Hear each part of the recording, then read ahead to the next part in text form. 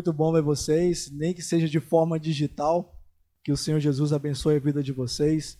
A gente está junto aqui para prestar mais um culto ao Senhor e que você cante junto com a gente aí de casa, ouça a mensagem, tudo aquilo que tem sido falado, para que o seu coração continue sendo enriquecido. Sabemos que o momento não é fácil, nós nunca vivemos esse momento, mas sabemos que se mantivermos a chama acesa, ela não pode se apagar. Sabemos que Jesus é aquilo que nos une, então possamos continuar nos unindo cada vez mais em Cristo e junto como comunidade. Amém? Então vamos orar? Vamos orar. Senhor Deus e Pai, graças te damos, Senhor. Podemos estar juntos, Senhor Pai, nem que seja num número menor, um número pequeno, mas poder ver os nossos irmãos que há muito tempo não via, é muito bom.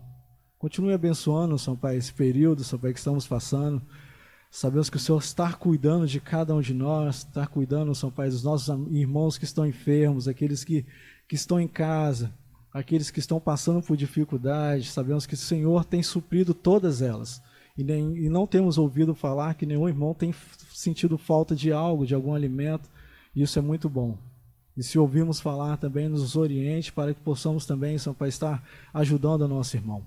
Abençoe esse culto, receba esse culto, Senhor Pai, que é para louvor e para honra e para a glória do Senhor. E a Tua palavra aqui vai ser pregada também. Essa oração fazemos em nome santo de Jesus Cristo. Amém.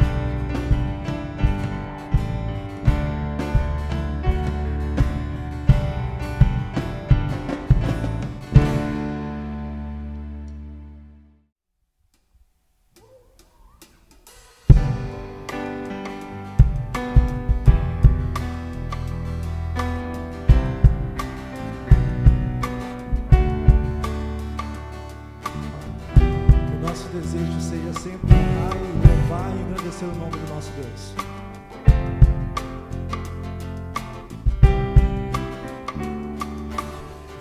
Esse é o meu desejo, Senhor, te honrar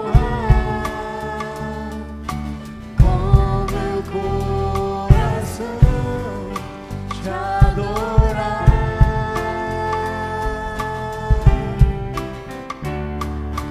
Tudo que há em mim te dá louvor,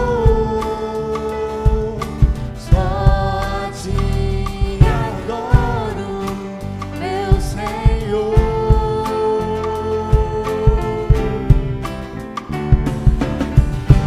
Toma meu coração e toda minha alma, eu vivo só pra ti, sempre que eu respirar, cada vez que eu acordar,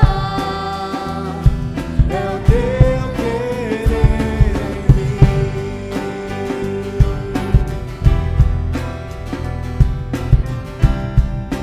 Que o nosso desejo seja agradar ao Senhor. Toma o meu coração.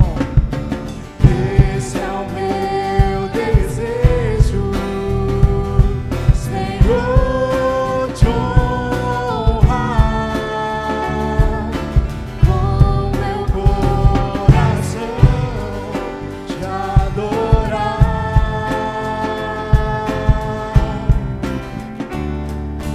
Tudo que há em mim te dá louvor, só te adoro, meu Senhor.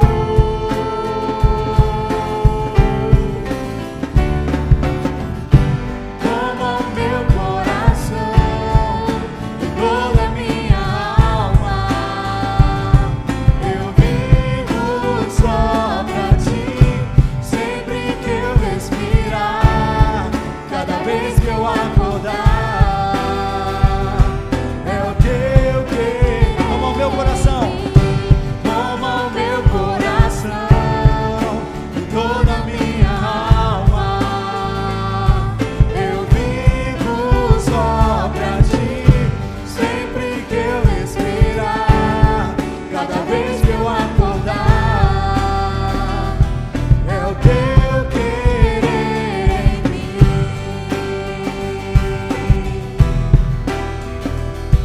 É o teu querer em mim.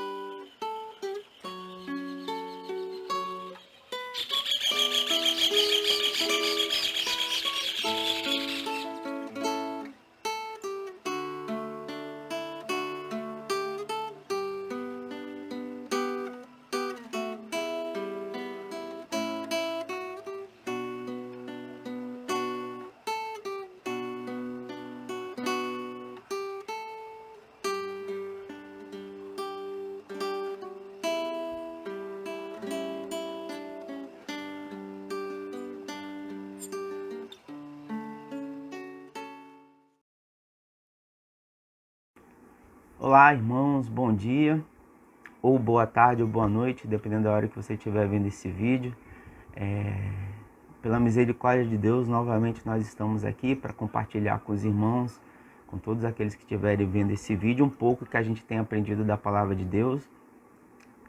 Graças a Deus a gente pode fazer o uso dessa tecnologia, que é a internet, para estarmos compartilhando com os irmãos, ainda mais nesse momento de dificuldade, onde não podemos nos encontrarmos como igreja, mas podemos nos comunicarmos dessa forma. né, através da internet, através das redes sociais, através de telefone. Enfim, nós podemos estar compartilhando um com os outros um pouco do que nós temos aprendido da palavra de Deus. E com essa pandemia, isso tem se tornado mais importante, né, para que os irmãos permaneçam unidos, ainda que de forma virtual, mas nós podemos estar nos comunicamos uns com os outros. Lógico que não podemos nos limitarmos a isso, né? Podemos estar ligando, fazendo ligações para os irmãos, perguntando como está, até porque nós sabemos que é difícil para algumas pessoas estar nessa quarentena, ficar dentro de casa, principalmente aqueles que têm problema de saúde, mas também que nós possamos estar orando por esses irmãos. E o que nós temos visto nesses últimos dias é que ficou evidente que a igreja ela não se limita àquela construção de alvenaria que nós temos, né, onde nos encontramos, mas que a igreja é algo que não é físico, não é um prédio, não é uma construção humana, mas a igreja é a reunião de todos aqueles que se reúnem em torno da palavra de Deus. E agora, nesse momento, nós também estamos nos reunindo em igreja, apesar de estarmos separados uns dos outros. E durante todo o mês de maio a gente pensou sobre a relação, né, famílias fortes e igrejas fortes, porque existe uma relação íntima entre famílias e igreja. A família, que é um projeto de Deus, e a igreja também, que é o projeto de Deus. A família é a célula principal das igrejas. Sem as famílias não haveria a igreja. E nós devemos ter cuidado também que muitas pessoas, né, que não frequentam nenhuma igreja, mas mesmo assim se dizem cristãos, né, os chamados desigrejados, têm aproveitado essa situação, né, onde nós não podemos nos encontrar, para justificar e até mesmo validar as suas ideias de que não há necessidade de ser membro de uma igreja para poder ser cristão, que não há necessidade de se reunir no templo para poder adorar a Deus. Então nós precisamos ter muito cuidado com isso. E o que hoje nós vamos pensar é a respeito do que é ser igreja. De acordo com a Bíblia, a gente vai analisar alguns textos sobre o que é ser igreja.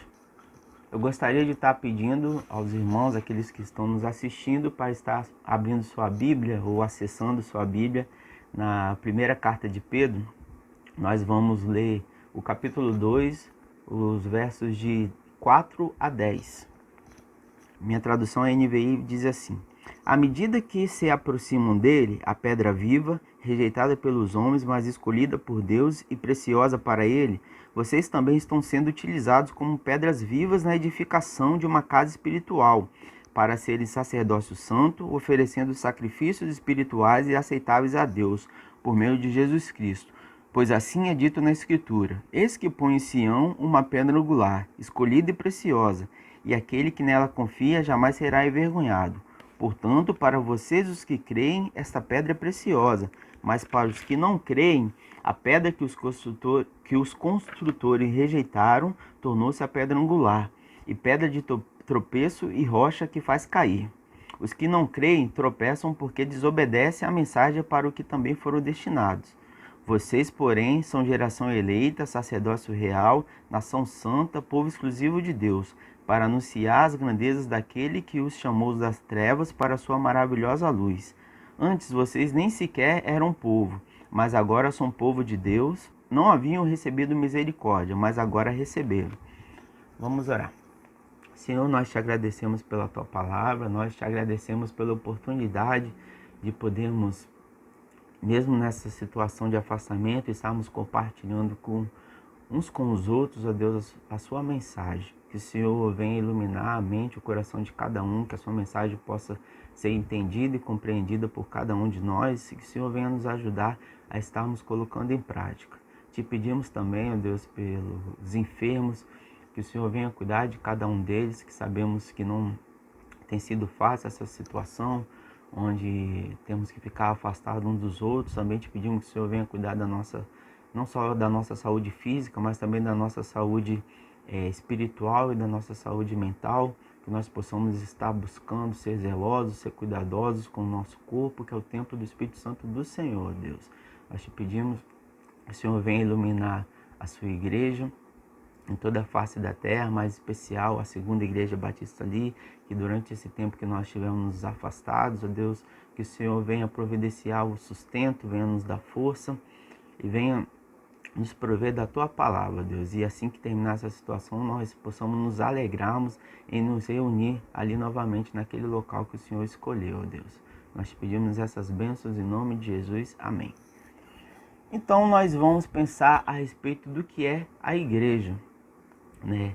E de repente, se alguém te perguntar o que é a igreja, né? Nós podemos ter várias respostas diferentes, dependendo de como o irmão, qual o conceito que o irmão tem da igreja. E nós vamos começar o nosso estudo aqui falando a respeito do que não é a igreja, né? A partir desse texto base aqui de 1 Pedro 2, 4 a 10, mas nós vamos primeiro introduzirmos alguns conceitos antes da gente explorar o que esse texto tem para nos dizer nesse dia. Então, o que não é a igreja? A igreja não é um edifício ou uma construção humana. A igreja não é uma denominação religiosa. A igreja não é um clube, uma instituição ou uma pessoa jurídica, apesar de que hoje a lei exige que a igreja tenha um registro como pessoa jurídica, mas a igreja não é apenas isso. A igreja não é uma invenção humana, ou seja, a igreja não foi criada por homens, como algumas filosofias pregam por aí, defendem essa ideologia secularizada da igreja. E a igreja não pertence a uma pessoa, ou seja, a igreja não é de um pastor, não é de um presbítero, não é de um apóstolo, a igreja não é de uma pessoa humana, a igreja pertence a Cristo. Nós vamos ver esses aspectos da igreja durante esse estudo. E o que significa igreja, né? A palavra igreja vem do grego eklésia, né? Que significa basicamente assembleia, reunião, congregação, ajuntamento. Ela é derivada de duas palavras gregas que na sua raiz ela quer dizer chamado para fora, né? Um chamado para fora no grego. E essa palavra também na tradução Septuaginta, que é o Antigo Testamento que foi escrito em grego, que foi traduzido em grego na época do domínio dos gregos ali na Judéia, né? Essa palavra chamada carral, também na tradução na Septuaginta, ela é traduzida como do hebraico para eclésia, também significando igreja. Apesar de que nas nossas traduções em português, nós não encontramos a palavra igreja no Antigo Testamento, mas ela existe no grego, a palavra eclésia existe, mas os tradutores, quando traduziram para o português, traduziram por assembleia ou congregação. Mas essa palavra eclésia era aplicada no Antigo Testamento no sentido de assembleia ou congregação, principalmente nas reuniões religiosas que os israelitas faziam. Então, por isso que os tradutores e os escritores, os apóstolos, quando escreveram o Novo Testamento, utilizaram com frequência essa palavra eclésia para se referir à igreja, ou seja, aqueles que se reuniam em torno do nome de Cristo. E nós percebemos aqui que, tanto no Antigo Testamento, tanto quanto no Novo Testamento, o significado da palavra igreja significa um grupo de pessoas que creem em Deus, que se reúnem, seja num determinado local, numa determinada região, mas é um grupo de pessoas, independente de onde elas estão localizadas, que creem em Deus. Então a igreja seria a reunião de todos aqueles que creem em Deus, no seu sentido mais fundamental, no seu sentido mais essencial. Esse é o significado da palavra igreja. E a gente vai ver alguns antecedentes do significado da igreja, desde Gênesis até os nossos dias. Por que isso? Justamente por essa questão de que algumas pessoas defendem de que a igreja ela não é uma reunião, uma instituição que foi estabelecida por Deus, que cada um pode seguir, ser cristão, crer em Deus e seguir da sua forma, mesmo sem estar ligado a outros irmãos, a outros grupos de também crentes em Deus. Então nós temos lá desde o Gênesis, né, Adão e Eva, Quando Deus criou Adão, Deus separou Adão e colocou ele no jardim do Éden para ali se relacionar com ele. Ou seja, Deus estabeleceu um local onde ele se relacionaria com o homem, que foi lá no jardim do Éden. Vocês podem confirmar isso lá em Gênesis 2, os versículos 7 e 8. Também no versículo 15. E nós vamos ter mais tarde depois Noé e sua família, que foi chamado por Deus para construir a arca, né? Onde eles seriam preservados por Deus do dilúvio que viria a destruir a terra. Então Noé e sua família também foram chamados por Deus. Pode ser conferido lá em Gênesis 6, 17 e 18. Mais tarde nós vamos ter Abraão, que foi chamado por Deus também da sua terra. Abraão e sua família foram chamados para sair da sua terra para uma terra prometida por Deus. Pode ser conferido lá em Gênesis, no capítulo 12, versículo 1. Também ele é citado em Atos, também é citado por Jesus, também é citado no livro dos Hebreus, no Novo Testamento. O chamado de Abraão. Mais tarde nós vamos ter Isaac. Isaac também foi chamado para a terra escolhida por Deus. Pode ser conferido lá em Gênesis 26, 2. Também vamos ter Jacó, que foi chamado por Deus para a terra prometida. Então nós temos aí Abraão, Isaac e Jacó, o povo escolhido por Deus. Mas mais para frente nós vamos ter também José, que foi chamado por Deus para liderar o Egito e assim salvar sua família. Você pode confirmar isso lá em Gênesis, em 45, versículos 5 e 7. Mais tarde, novamente, 430 anos depois de José, 430 anos depois de José, nós temos Moisés, que também foi chamado por Deus para liderar o povo a sair do Egito.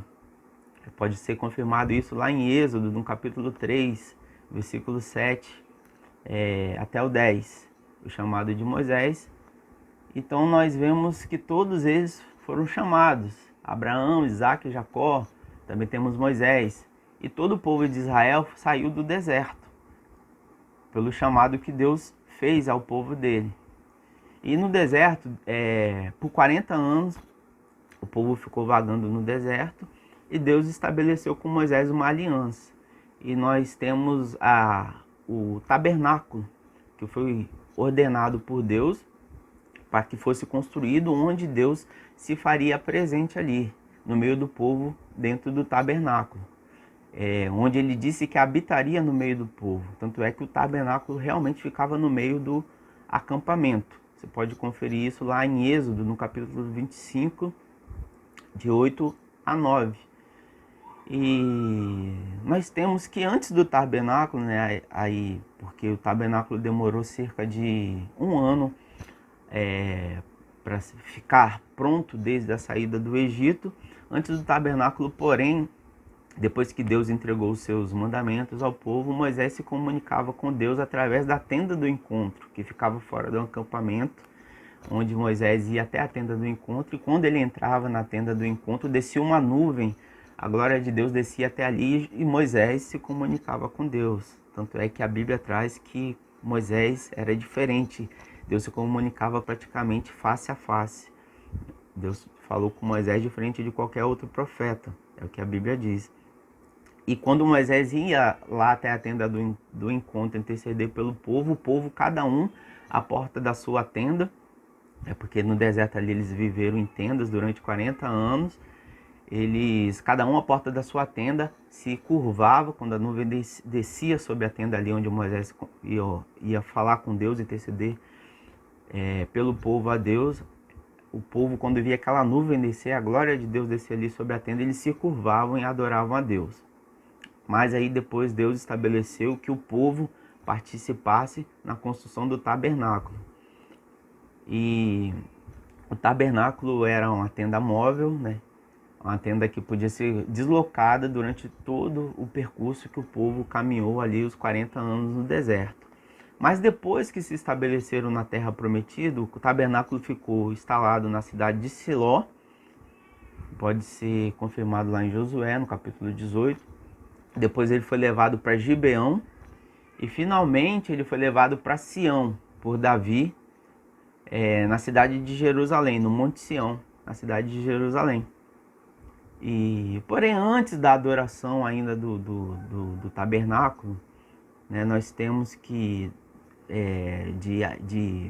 desde Adão até Moisés, com a instalação do tabernáculo, as pessoas adoravam a Deus por meio de altares. Muitas vezes altares de barro ou altares construídos de pedras.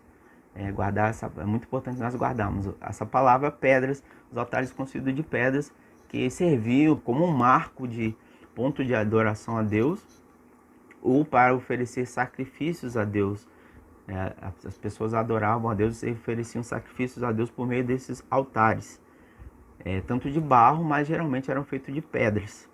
Com maior frequência era feito de pedras. Várias escavações arqueológicas encontraram esses altares ali, tanto na cidade de Jerusalém quanto em outras cidades ali. E como nós dissemos, né, o tabernáculo foi levado para Sião, para Jerusalém, durante o reinado de Davi. E Davi quis construir um templo ao Senhor, né, porque ele tinha construído o seu palácio, o seu castelo, e ele se incomodou com aquilo porque ele tinha uma casa luxuosa, mas ele não entendia que o tabernáculo, né, que era o barraco, digamos assim, a tenda onde Deus habitava, era apropriado. Então ele quis construir o templo ao Senhor, chamou o profeta Samuel, e Samuel, no impulso, né, também concordando com Davi, sem consultar a Deus, falou: Davi, faça como quiser. Mas aí Deus interveio e falou com Samuel: olha, não é bem assim. Por acaso eu reclamei alguma vez de estar habitando num tabernáculo? Mas eu vou permitir que seja construído o templo para mim. Basicamente foi isso que Deus disse. Deus deu permissão a Davi de reunir os materiais para construir a casa o templo, né, que viria a ser a casa do Senhor, mas ele não iria construir o templo. O templo seria construído por Salomão.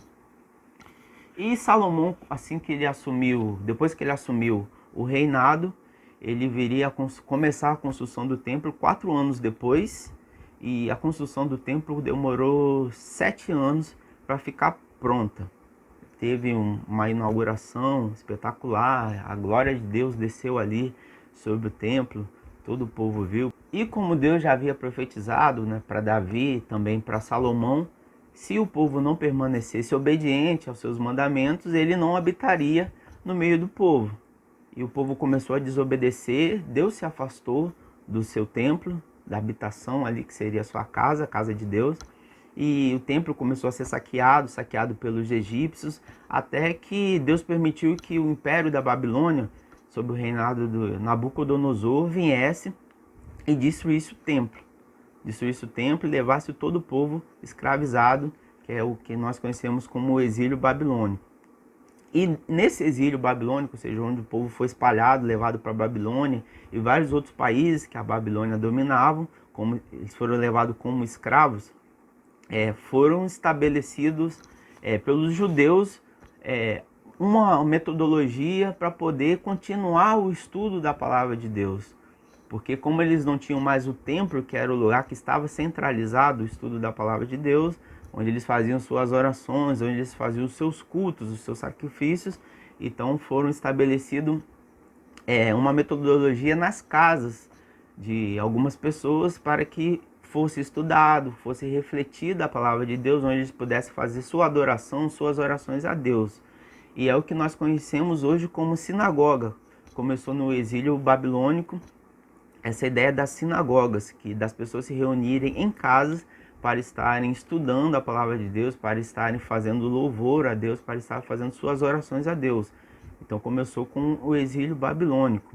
E depois que o Império Babilônico caiu sobre o Império Persa, o rei Ciro, na época, permitiu que os judeus voltassem e reconstruíssem Jerusalém e também o templo. Logo depois foi sucedido por Dario, que também autorizou a reconstrução do templo, porque tinha alguns judeus que lá em Jerusalém, que quando os judeus retornaram, né, com Neemias para reconstruir a cidade, reconstruir o templo ali junto com Esdras, Neemias e Esdras, né, também sob a liderança de Zorobabel, algumas pessoas ali estavam atrapalhando a construção do templo. Então veio Dario e determinou uma lei que era para que fosse autorizada e ninguém mais pudesse atrapalhar a reconstrução do templo. Por isso que o segundo templo também é conhecido como o templo de Zorobabel, que Zorobabel foi a pessoa que liderou essa reconstrução. Pode conferir lá em Esdras 3, no versículo 8, também Esdras 5, versículo 2. Temos essa citação, mas todo o livro de Esdras e Neemias conta essa história da reconstrução de Jerusalém, da cidade de Jerusalém e também do templo. Porém, mesmo com a reconstrução do templo, os judeus mantiveram o hábito de se reunir em sinagogas. Sinagogas também, que é uma expressão grega, né, que está na Septuaginta, que é uma expressão grega para significar essa reunião, essa congregação, especialmente uma congregação de judeus, uma congregação religiosa de judeus, e que existe até os dias de hoje.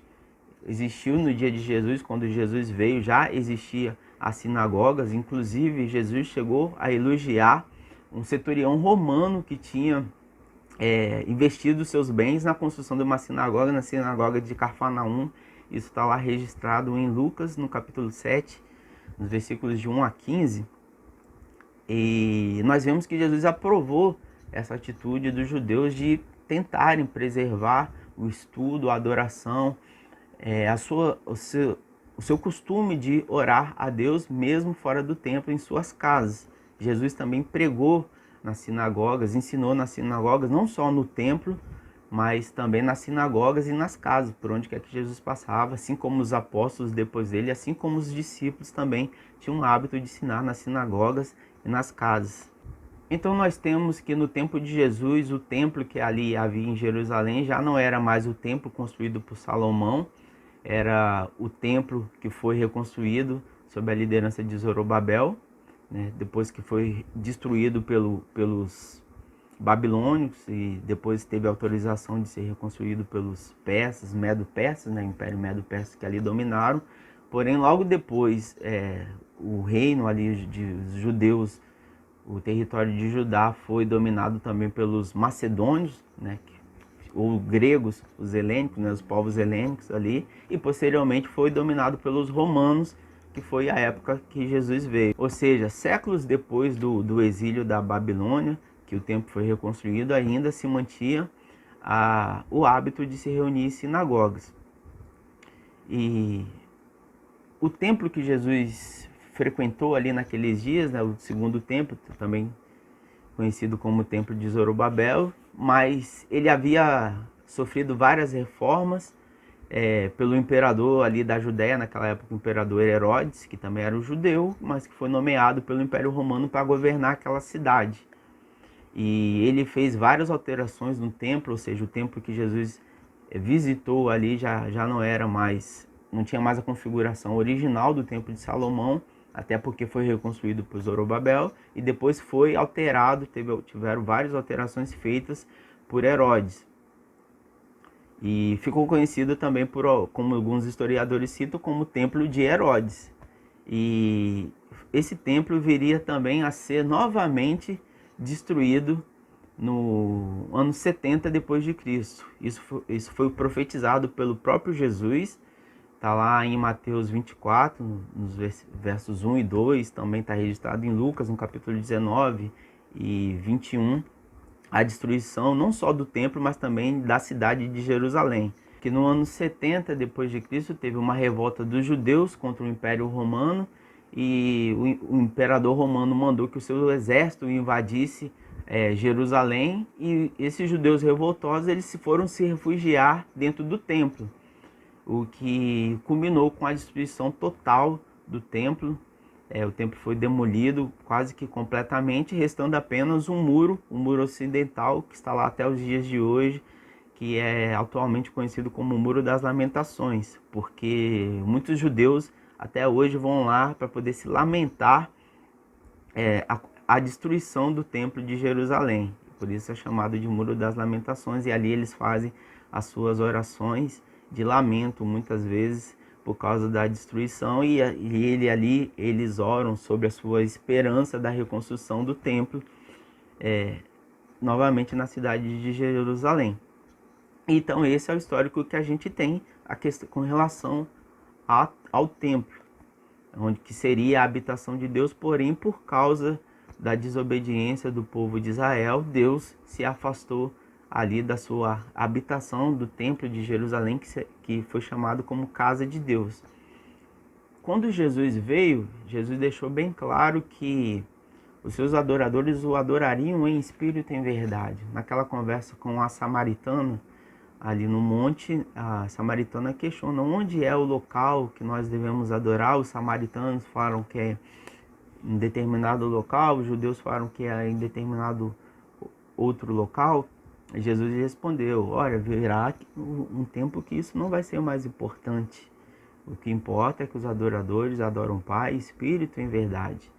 E nós temos que Jesus pediu, assim depois da sua ressurreição, pediu que os seus discípulos aguardassem a chegada da promessa do Espírito Santo ali em Jerusalém.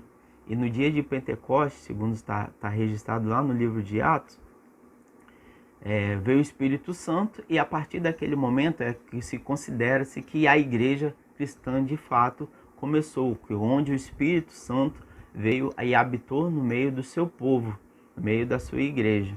Ou seja, no meio da sua assembleia, no meio da sua congregação, no meio daqueles que creem.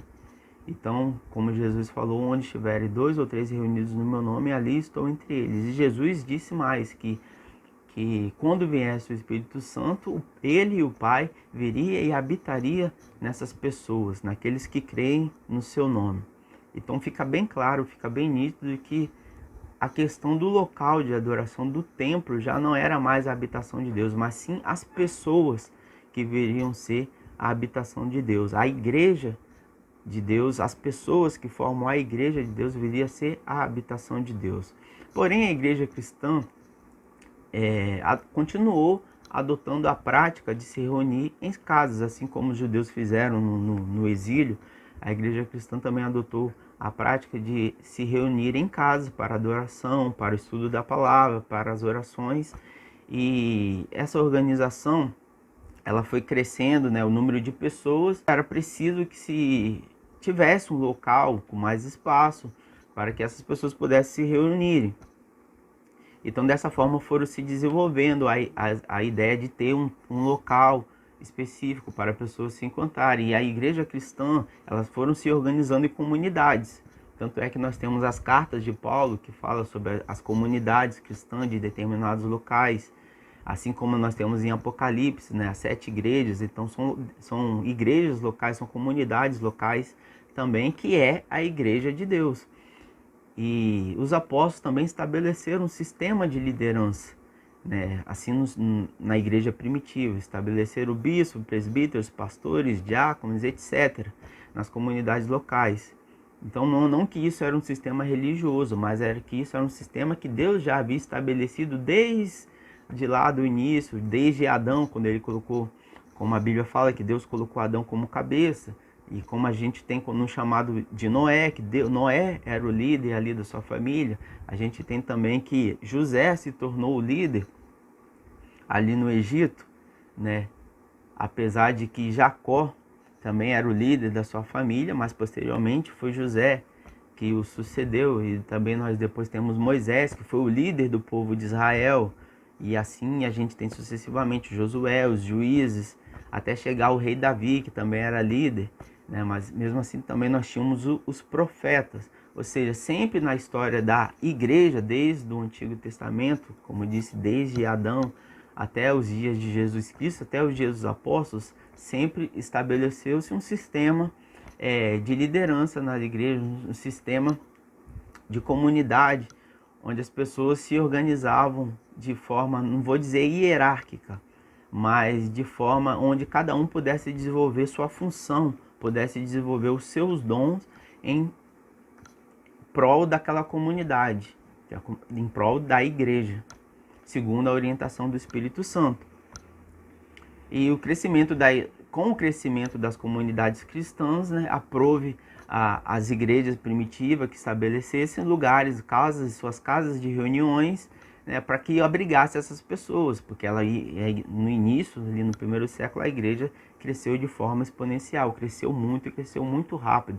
A gente tem esse registro lá no primeiro capítulo de Atos, nos versículos 2, 4, 15, também no capítulo 4, no capítulo 5, no capítulo 13, 17, 20, e nas cartas de Paulo, que a igreja ia crescendo, então precisava de lugares maiores para reunir essas pessoas, apesar de que eles não deixaram a prática de se reunir em casa, muitas vezes até em locais abertos.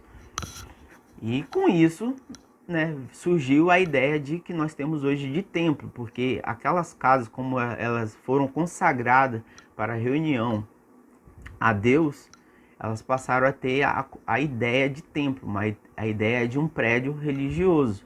Mas não que elas seriam a igreja, mas elas seriam um local onde a igreja estivesse reunida. Então esse é o histórico que a gente tem da igreja nos primórdios até os dias dos apóstolos, e é essa a ideia que nós temos a igreja até os dias de hoje, que a igreja são as pessoas que se reúnem em torno do nome de Cristo, em torno de sua fé em Cristo, e elas são guiadas pelo Espírito Santo, e elas se reúnem num determinado prédio que nós chamamos de templo. Nós temos por hábito chamar de igreja porque ali é o local onde se reúne a igreja. Então assim ficou determinado por uma questão de hábito, mas nós temos que ter em mente de que o templo não é a igreja. A igreja somos nós, as pessoas. Aquela construção, ela não existe como igreja se não tiver as pessoas. Então, né, depois de todo esse resumo que nós fizemos a respeito da igreja se relacionando com Deus, desde lá do Éden até os dias dos apóstolos, e que isso chegou aos nossos dias, nós vemos que Deus sempre fez questão de habitar no meio do seu povo. Como eu disse lá no Éden, Deus vinha caminhar, como a Bíblia diz, para conversar com Adão. E depois, mais tarde, a gente tem isso de forma mais intensa com Moisés, onde Deus se mostra ali numa forma de uma coluna. Quando o povo saiu do Egito, Deus se mostra numa forma de uma nuvem, uma coluna de nuvem durante o dia, uma coluna de fogo durante a noite, para iluminar o caminho.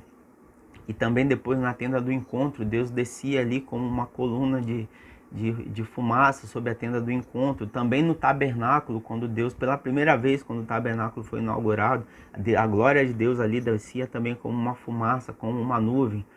E a Bíblia até descreve que na primeira vez que isso aconteceu, a glória era tanta que nem Moisés pôde entrar ali no tabernáculo.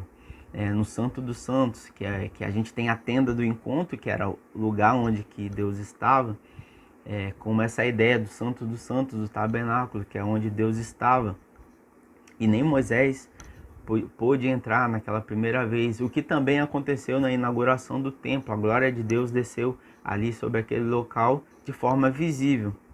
E nós temos também no dia de Pentecostes a glória de Deus também descendo de forma visível sobre a sua igreja ali, através das línguas de fogo, como é descrito lá em Atos, e ali demonstrando o Espírito Santo vindo habitar dentro da sua igreja, daqueles que creem no seu nome. E nós temos essa questão da igreja invisível se tornar visível, né? Como Paulo diz, que as coisas invisíveis são manifestas através das coisas que podem ser vistas, né? As coisas espirituais podem ser vistas das coisas materiais. Então nós como igreja, nós temos que demonstrar que nós somos de Cristo através das nossas ações, através da nossa forma de viver. Que nós somos de fato o templo do Espírito Santo, que nós somos morada de Deus. E o apóstolo Pedro, ele vai fazer uma comparação aqui interessante. Ele vai chamar essa igreja de pedras vivas. Então agora nós vamos entrar diretamente no nosso texto, 1 Pedro, capítulo 2, a partir do versículo 4, nós temos que à medida que se aproximam dele, a pedra viva, rejeitada pelos homens, mas escolhida por Deus e preciosa para ele, vocês também estão sendo utilizados como pedras vivas na edificação de uma casa espiritual, para serem sacerdócio santo, oferecendo sacrifícios espirituais aceitáveis a Deus, por meio de Jesus Cristo. versículos 4 e 5. Antigamente era necessário que o sacerdote fizesse o sacrifício, fizesse a oferta, intercedesse pelo povo a Deus. Agora nós podemos nos aproximar diretamente a Deus. E a expressão usada aqui, pedra viva, tanto para Jesus, né, quanto para a igreja, para os cristãos, ela mostra a superioridade daquilo que seria o templo. O templo era construído por pedras mortas, mas Jesus era uma pedra viva, e nós que somos justificados por Cristo, também, a semelhança de Cristo, somos pedras vivas. Então ele está mostrando aqui a superioridade dessa edificação agora espiritual em relação à edificação morta, feita por pedras materiais. A gente pode confirmar isso, por exemplo, quando Jesus usa a expressão águas vivas, né? Como, por exemplo, naquela conversa com a samaritana, Jesus está mostrando a superioridade da água que ele estava oferecendo em relação àquela água que a mulher estava tirando do poço, pois ela ali teria sede novamente. A gente tem que as pedras que foram construídas, que construíram um templo, elas foram derrubadas, mas a pedra viva, né, ela não pode ser destruída, ela é eterna. E essa pedra viva que foi rejeitada pelos homens, Jesus, ela é preciosa para Deus. E no versículo 5 diz que também que nós também somos pedras vivas, estamos sendo usados na edificação de uma casa espiritual. Ou seja, por nos aproximarmos de Jesus por meio da fé, a gente tem isso no versículos 7 e 10, né, que ele vai dizer aqui no versículo 7, portanto para vocês, os que creem, esta é a pedra preciosa, ou seja, essa pedra é preciosa porque nós cremos, nós temos acesso direto a Deus.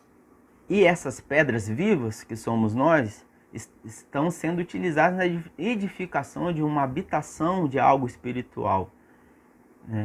No caso, a gente observa duas coisas aqui. Pedras vivas, né, ou seja, é o plural, ou seja, não é uma única pedra, são várias pedras. Isso quer dizer que várias pedras unidas é que formam uma edificação. E edificação vem no singular, ou seja, existe uma única casa que é a igreja, essa habitação espiritual. Ela é a igreja. Não existe igrejas de Deus, existe a igreja. Assim como existia a casa de Deus, existe uma habitação espiritual no singular que é a igreja de Deus. Porém, ela é composta por várias pedras, assim como existia o templo, que foi a habitação de Deus, mas era feito de pedras mortas. Nós que somos pedras vivas, a junção dessas diversas pedras formam uma edificação espiritual, que é a casa de Deus. A gente pode estar conferindo o texto de Efésios, o capítulo 2. Efésios capítulo 2, os versículos 13 até o 22, vai nos dizer o seguinte: mas agora em Cristo Jesus, vocês que antes estavam longe foram aproximados mediante o sangue de Jesus Cristo, pois ele é a nossa paz, a qual de ambos fez um, e destruiu a barreira, o muro da inimizade, anulando em seu corpo a lei dos mandamentos expressos em ordenanças. O objetivo dele era criar em si mesmo dos dois um novo homem, fazendo a paz, reconciliando com Deus os dois em um corpo, por meio da cruz, pela qual ele destruiu a inimizade. Ele veio e anunciou a paz a vocês que estavam longe, e paz aos que estavam perto, pois por meio dele, tanto nós como vocês, temos acesso ao Pai, por meio de um Espírito.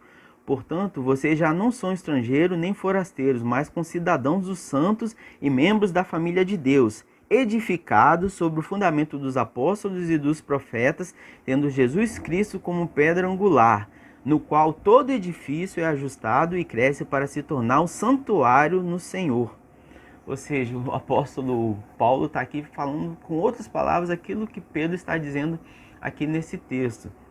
Que agora nós tivemos acesso ao Pai, nós temos sido edificados pelo Espírito Santo para ser santuário do Senhor. O versículo 21 aí do capítulo 2 de Efésios. E no 22 ele vai dizer o seguinte: nele vocês também estão sendo edificados juntos para se tornarem morada de Deus por seu Espírito. Está afirmando aqui de forma bem clara que juntos a igreja é a morada de Deus, a morada também no singular de Deus por meio do seu Espírito. E nós temos também em Romanos, no capítulo 12, Romanos capítulo 12, lá no verso 5, Paulo também vai dizer o seguinte: assim também em Cristo, nós que somos muitos, formamos um corpo, e cada membro está ligado a todos os outros. Ou seja, quando Paulo faz analogia aqui nas suas diversas cartas a respeito da igreja, como em comparação ao corpo de Cristo, né, no qual Cristo é a cabeça. E aqui também em Efésios ele fala sobre Jesus como sendo a pedra angular, como Pedro fala aqui no versículo 6. Voltando ao nosso texto: pois assim é dito na Escritura, eis que põe em Sião uma pedra angular, escolhida e preciosa, e aquele que nela confia jamais será envergonhado. Aqui Pedro está fazendo a citação, como ele diz, né? Como assim é dito na Escritura, de Isaías, o capítulo 28, 16 de Isaías, que fala a respeito de Cristo, que Cristo é a pedra angular. O próprio Jesus se colocou como a pedra angular. A gente pode ver lá em Mateus 21, 42, e também Pedro também já tinha dito isso antes lá no seu discurso, no capítulo 4, os versículos 11 e 12 do livro de Atos, que Jesus era a pedra angular, inclusive que os construtores rejeitaram. O que seriam esses construtores? A gente vai ver que eram os judeus, o povo escolhido. E o que significa ser pedra angular? A pedra angular, na antiguidade, né, hoje na construção não se usa com esse sentido, mas a pedra angular era a pedra principal de uma construção. Era a partir dessa pedra que era definido o esquadro de uma construção. Ela era a base que definiria para qual direção iria a construção, o esquadro que teria essa construção. Por isso que ela tinha que ser uma pedra cortada perfeitamente. Uma pedra, por isso chamada de pedra angular, porque ela tinha um ângulo de 90 graus ali e determinaria o esquadro da construção. E a partir dela todo o edifício seria construído. Então, a partir de Jesus Cristo, toda a edificação da igreja ela é construída. É isso que o apóstolo Paulo e também o apóstolo Pedro aqui nesse texto está dizendo, que Jesus é a pedra angular e por isso ela é preciosa para nós. É porque é a partir dela que a sua igreja é construída. A habitação do Espírito Santo é construída, tendo Jesus como base. E por isso que nós temos no versículo 7 que diz: portanto, para vocês os que creem, essa pedra é preciosa. Mas para os que não creem, a pedra que os construtores rejeitaram tornou-se a pedra angular, e pedra de tropeço e rocha que faz cair. Também, novamente, Pedro fazendo aqui uma citação do Antigo Testamento, o Salmo 118, 22. E por que Jesus, apesar de ser a pedra angular, se tornou uma pedra de tropeço para os judeus? Porque eles rejeitaram. Eles a rejeitaram como a pedra angular. Eles não aceitaram que Jesus seria a base da sua fé. A gente pode estar lendo um texto que vai esclarecer isso bem, lá em Romanos, capítulo 9. Novamente o livro de Romanos, capítulo 9, os versos 30 a 33. O apóstolo Paulo vai dizer também, bem semelhante àquilo que o Pedro fala, o seguinte: que diremos então? Os gentios que não buscavam a justiça obtiveram uma justiça que vem pela fé. Mas Israel, que buscava uma lei que trouxesse a justiça, não a alcançou. Por que não? Porque não buscava pela fé, como se fosse por obras. Eles tropeçaram na pedra de tropeço, como está escrito: eis que põe em Sião a pedra de tropeço e uma rocha que faz cair, e aquele que nele confia jamais será envergonhado. E Paulo usa aqui o mesmo texto que foi usado por Pedro. Então, dizendo que a pedra que os judeus rejeitaram, a pedra angular, se tornou pedra de tropeço, justamente porque eles não creram, eles acreditavam que suas próprias obras eram capazes de lhes salvar.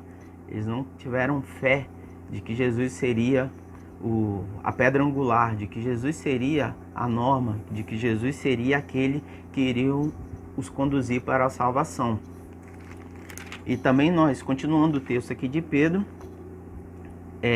no versículo 8, né? A pedra de tropeço e rocha que fez cair, os que não creem tropeçam porque desobedecem à mensagem, para o que também foram destinados. Ou seja, os judeus ali que desobedeceram à mensagem, por isso tropeçaram. E nos dias de hoje também da mesma forma, Jesus continua sendo a pedra angular, aquele que direciona, aquele que dá os parâmetros de como deve ser a igreja. E ele disse que aqueles que me amam guardam o meu mandamento. E como nós vemos aqui, os que tropeçam por desobedecerem. No versículo 8, os que não creem tropeçam porque desobedecem à mensagem. E a obediência implica escolha. Obediência implica escolha. Lá em João, o Evangelho de João, no capítulo 11, os versos de 9 a 10, Jesus disse o seguinte: o dia não tem 12 horas, quem anda de dia não tropeça, pois vê a luz desse mundo. Quando anda de noite, tropeça, pois não vê a luz. Então muitas pessoas não querem enxergar a luz, não querem obedecer os mandamentos de Jesus. E por isso elas tropeçam porque desobedecem. E desobedecem porque escolhem não obedecer a Deus.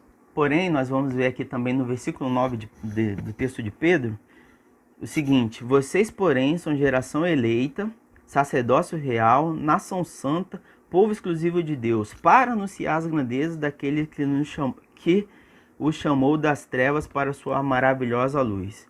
Ou seja, um dia nós ouvimos o chamado, né? Lembra lá do chamado de todos que foram chamados lá atrás? Nós ouvimos o chamado, né, das trevas, nós estávamos em trevas, ouvimos o chamado e fomos para a maravilhosa luz. Como Jesus disse lá no texto de João 11, nós tropeçávamos enquanto caminhávamos em trevas. Mas a partir do momento que nós viemos para a luz, nós não tropeçamos mais. Ou não deveríamos tropeçar mais. Porque a pedra que era a pedra de tropeço se tornou a pedra angular. E nós temos sido edificados em cima dessa pedra angular. Mas aqueles que não creem, essa pedra de angular continua sendo a pedra de tropeço. Porque eles andam em trevas. E nós que fomos chamados, né, para a sua maravilhosa luz, nós podemos enxergar a gloriosa glória de Deus por meio de Jesus Cristo. Nós também podemos entender que a igreja aqui, conforme nós vimos também no passado, a igreja ela é chamada por Deus, né? Cada membro, cada pedra viva, que é membro dessa edificação, que é o templo espiritual de Deus, ela é chamada por Deus das trevas para a luz. Um dia todos nós estávamos em trevas e fomos chamados para a luz. Pode ser a condição de alguém que está ouvindo agora, né? Pode estar andando em trevas. E em ouvindo a mensagem crer em Cristo, você também pode ser chamado para contemplar essa maravilhosa luz que é a salvação em Cristo Jesus. E nós temos no versículo 10 que antes nós, né, vocês nem sequer eram povo, mas agora são povo de Deus. Não haviam recebido misericórdia, mas agora recebemos. Então a igreja agora é chamada aqui de povo de Deus. Como nós vemos no versículo 9, nós somos gerações eleitas, sacerdócio real. Entender essa ideia do sacerdócio, porque o sacerdote era aquele que entrava na presença de Deus, intercedia pelo seu povo, oferecia sacrifícios, né? Como nós vemos aqui no versículo 5, que nós somos utilizados como pedras vivas na edificação de uma casa espiritual, sendo sacerdotes santos e oferecendo sacrifícios espirituais aceitáveis a Deus. E esses sacrifícios espirituais é a nossa obediência a Deus. É fazer aquilo que Deus requer de nós. A gente vai ver isso bem claro aqui no capítulo 4, dos versículos 1 e 2 vai dizer o seguinte: portanto, uma vez que Cristo sofreu corporalmente, arma-se também do mesmo pensamento, pois aquele que sofreu em seu corpo rompeu com o pecado, para que no tempo que lhe resta não viva mais para satisfazer os seus maus desejos, mas sim para satisfazer a vontade de Deus.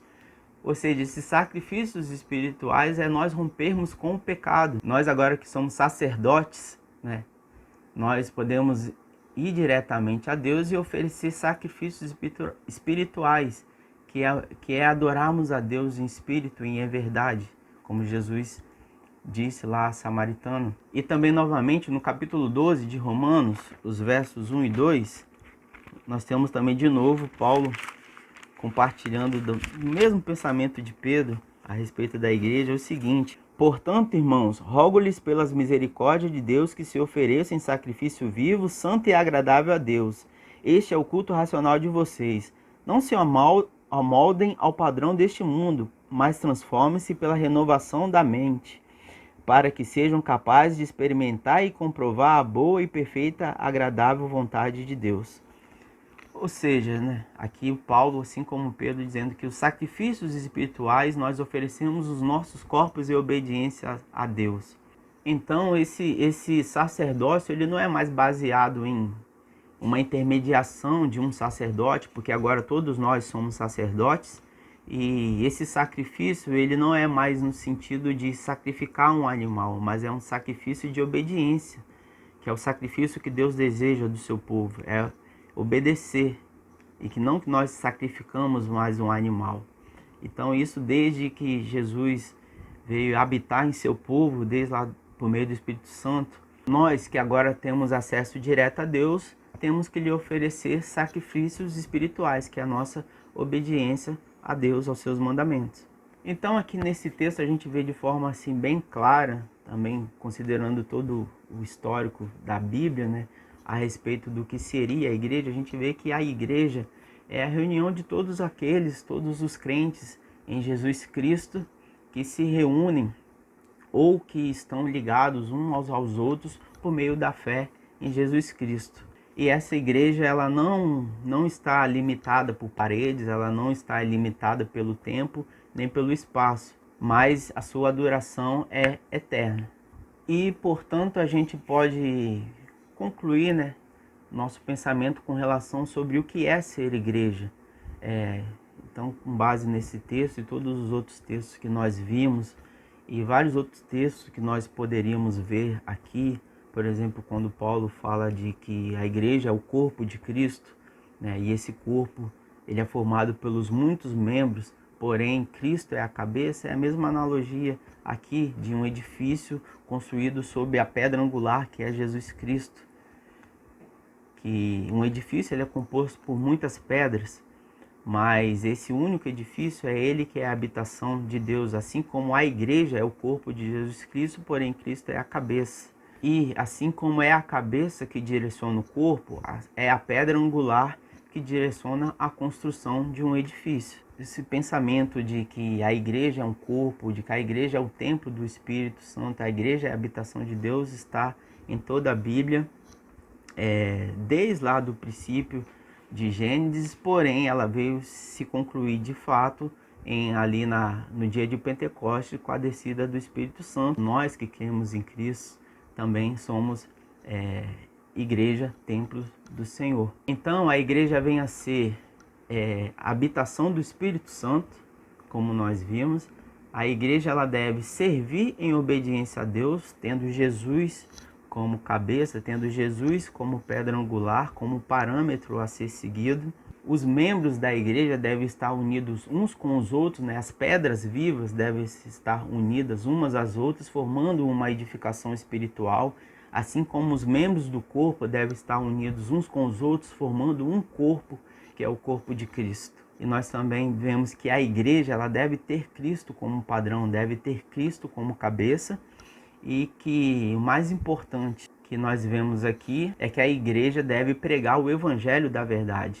Aqui no versículo 9, ele vai dizer, né, que vocês são geração eleita, sacerdócio real, nação santa, povo exclusivo, para anunciar as grandezas daqueles que o chamou das trevas para a sua maravilhosa luz.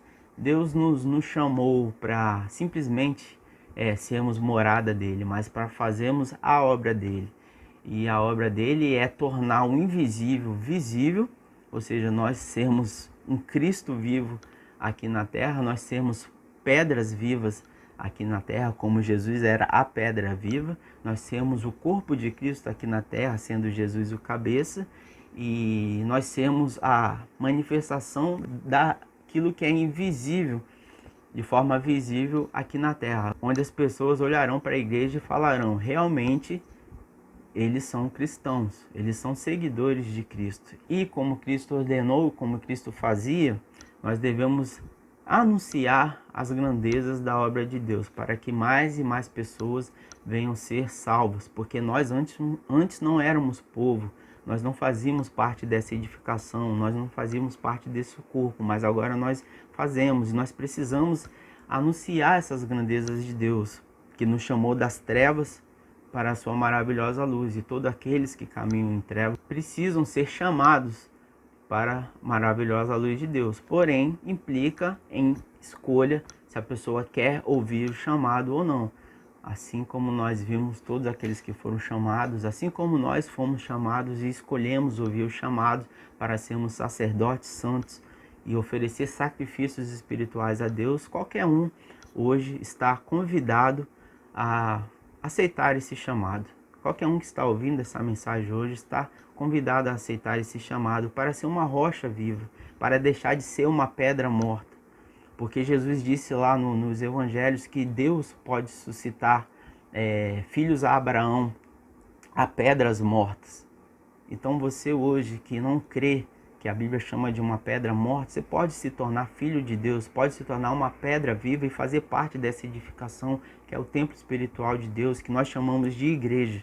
Mas você precisa escolher ouvir o chamado de Deus. E Deus hoje te chama ao arrependimento. Deus hoje te chama a sair das trevas e conhecer a sua maravilhosa luz, para que você não tropece mais, para que a pedra que é Jesus não venha servir mais de tropeço para você, para que você seja mais um tijolinho ali na edificação disso que nós chamamos de igreja.